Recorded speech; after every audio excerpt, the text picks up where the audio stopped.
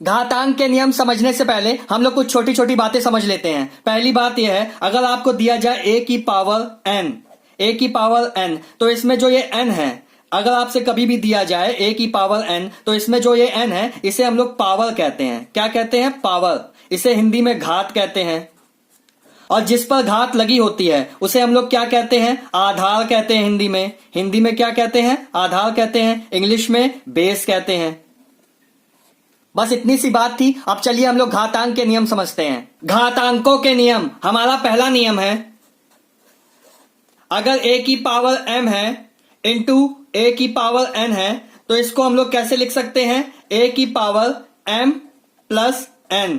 इसे कहते हैं, अगर आधार समान हो तो घातें जुड़ जाती हैं। क्या? बेस कॉमन हो तो पावर्स ऐड हो जाती हैं, घातें जुड़ जाती हैं। यह होता है इसका मतलब।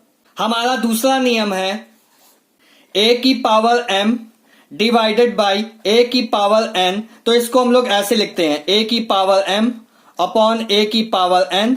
तो इसे जब हम लोग ऊपर करेंगे तो a की पावर m माइनस n हो जाता है, a की पावर m माइनस n। चलिए इन दोनों का एग्जाम्पल देख लेते हैं। पहले वाले का एग्जाम्पल है, मान लीजिए 3 की पावर 6 है इंटू 3 की पावर 9 है।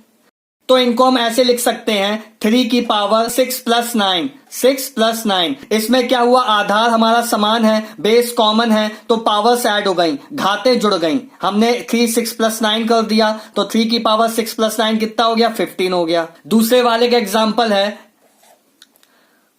4 की पावर 9 डिवाइडेड बाई 4 की पावर 4 इक्वल टू क्या हो जाएगा? 4 की पावर 9 माइनस 4। तो 4 की पावर क्या हो जाएगा? 5। 4 की पावर 5। ये हमारा क्या है? आंसर है। चलिए तीसरी प्रॉपर्टी देखते हैं। घातांकों का तीसरा नियम है, अगर आपको कभी a की पावर m दे दिया जाए कि होल पावर n दे दिया जाए, तो हम लोग इसको इस तरीके से लिखते हैं, a की power m into n, a की पावर m इंटू n। चलिए इसका एग्जाम्पल देखते हैं। एग्जाम्पल है 3 की पावर 4 की होल पावर 6।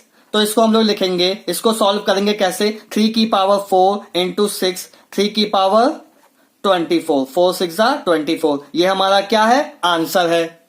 हमारी चौथी प्रॉपर्टी है, अगर कभी भी हमें दो नंबर मल्टीप्लाई में दिए हो और उनकी पावर्स दी हो, तो a इंटू बी, जैसे यहां पे दिया a इंटू बी की पावर n। तो जब हम लोग ब्रैकेट ओपन करेंगे तो हो जाएगा a की पावर n इंटू बी की पावर n। इसका एग्जाम्पल देखते हैं। देखिए जैसे हमें दिया है क्वेश्चन, 4 इंटू 6 की पावर 6। तो इसको हम लोग लिख सकते हैं 4 की पावर 6 इंटू 6 की पावर 6। ये क्या हो गया? हमारा आंसर। हमारी पांचवी प्रॉपर्टी है, घातांकों का पांचवा नियम है, कभी भी आपको a की पावर कोई निगेटिव दी जाए, मान लीजिए a की पावर माइनस m है, तो हम लोग इसको ऐसे लिख सकते हैं, 1 अपॉन a की पावर m। मतलब हमें अगर पावर को, घात को पॉजिटिव करना है, धनात्मक करना है, तो हम उसको बटे में लिख देंगे। तो ये हमारा क्या हो जाएगा? सॉल्यूशन हो जाएगा। चलिए इसका एग्जाम्पल देखते हैं। मान लीजिए आपको 5 की पावर माइनस 6 दिया हो, तो इसको हम लोग कैसे लिखेंगे? 1 अपॉन 5 की पावर 6। ये क्या हो गया? इसका सॉल्यूशन। हमारी नेक्स्ट प्रॉपर्टी है, अगला नियम है घातांकों का, अगर आपको कभी a बाई बी की पावर माइनस दी हो, माइनस m है मान लीजिए, तो हम लोग इसको ऐसे लिख सकते हैं, 1 अपॉन a बाई बी की पावर m। ये पॉजिटिव हो गई। अब इसको हम लोग अगर ऐसे लिखेंगे, ये b ऊपर चला जाएगा, तो b बाई a की पावर m। तो इसको इस तरीके से लिख सकते हैं। इसका एग्जाम्पल हम लोग देख लेते हैं।